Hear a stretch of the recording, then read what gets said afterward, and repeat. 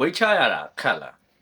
ဝေးချရတာကမခက်ဘူးလို့ပြောတယ်ဆိုရင်ဒါလူတော်တော်များများကလက်ခံမှာမဟုတ်ဘူးပေါ့နော်ဘာလို့လဲဆိုတော့ဒါကမ္ဘာပေါ်မှာရှိတဲ့ဘီလီယံနာမီလီယံနာတော်တော်များများကဒါဘိုက်ဖူကြီးတွေပဲပေါ့နော်အဲ့တော့ပတ်စံရှိတယ်ဆိုရင်တော့မှဒါဝေးချဖို့ဆိုတာက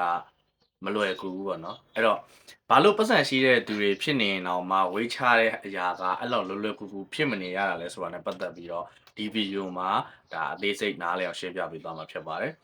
လူတိုင်းလေ့ကျင့်ခန်းတွေလုပ်ကြတယ်ဒါကျင်သွားတာပဲဖြစ်ဖြစ် home workout လုပ်တာပဲဖြစ်ဖြစ်လူတိုင်းလေ့ကျင့်ခန်းတွေလုပ်ကြတယ်သို့ပင်မဲ့လေ့ကျင့်ခန်းလုပ်ပြီးတဲ့နောက်ပိုင်းမှာဒါကြက်ကြော်တွေစားတာပဲဖြစ်ဖြစ်ဘာပဲတီးတွေတောက်တာပဲဖြစ်ဖြစ်တခြား snack တွေစားတာပဲဖြစ်ဖြစ်ဒီလိုစားလိုက်တဲ့ခါမျိုးမှာဆိုရင်ဒါကိုကတနေ့တာဒါကျန်းမာရေးရလေ့ကျင့်ခန်းလုပ်တယ်ဆိုတာမျိုးပဲဖြစ်သွားတယ်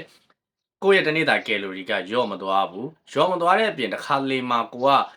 snack တွေအလွန်ကျွံစားမိတာပဲဖြစ်ဖြစ်ကြက်ကြော်တစ်လုံးနဲ့မပြီးလို့နှလုံးသုံးလုံးစားလိုက်တာပဲဖြစ်ဖြစ်ဒီလိုချိန်နေမျိုးမှာဆိုရင်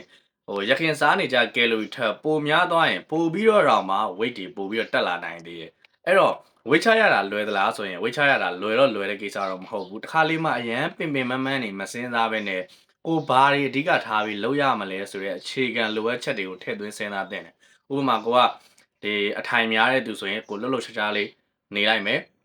ပုံမှန်လေ့ကျင့်ခန်းတွေလုပ်နေတဲ့သူတယောက်ဆိုရင်ကို calorie control ဘိုင်းကိုနည်းနည်းလေးဂရုစိုက်မယ်ဥပမာကိုက portion control လုပ်တာပဲဖြစ်ဖြစ် calorie tracking လိုက်တာပဲဖြစ်ဖြစ်ဒီလိုမျိုးကိုကတည်တည်ချာလေးစနစ်တကျလုပ်သွားမယ်ဆိုရင်တော်တော်လေးအရေးပါအရာရောက်လာပြီးတော့မှရလဒ်တွေလည်းပိုကောင်းလာလိမ့်မယ်နောက်ဆုံးမှာကျင်တဲ့တစ်ချက်ကတော့ကိုကဒီ body transformation လုပ်ချင်တဲ့အခါမှာအစားအသောက်တွေရောလေ့ကျင့်ခန်းတွေရော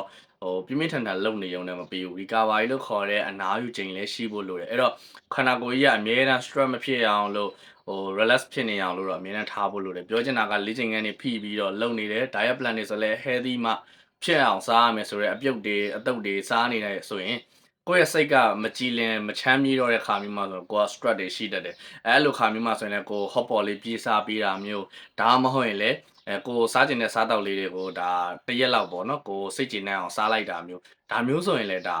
ကိုယ့်ရဲ့ healthy lifestyle မှာတော်တော်လေးဒါထိရောက်မယ်ပြီးရင်အရေးပါမှုတစ်ခုဖြစ်လာလိမ့်မယ်ပေါ့နော်ပြီးရင်ကို body transformation မှာလည်းရလဒ်တွေပိုပြီးတော့ကောင်းလာလိမ့်မယ်ဘာလို့အဲ့လိုဖြစ်ရလဲဆိုတော့ကျွန်တော်တို့ဇိမ်ခံပစ္စည်းတွေကျွန်တော်တို့မျိုးစုံထုတ်လာတယ်ဒီဇိမ်ခံပစ္စည်းတွေပေါ်မှာပဲကျွန်တော်တို့ကအချိန်ကုန်တယ်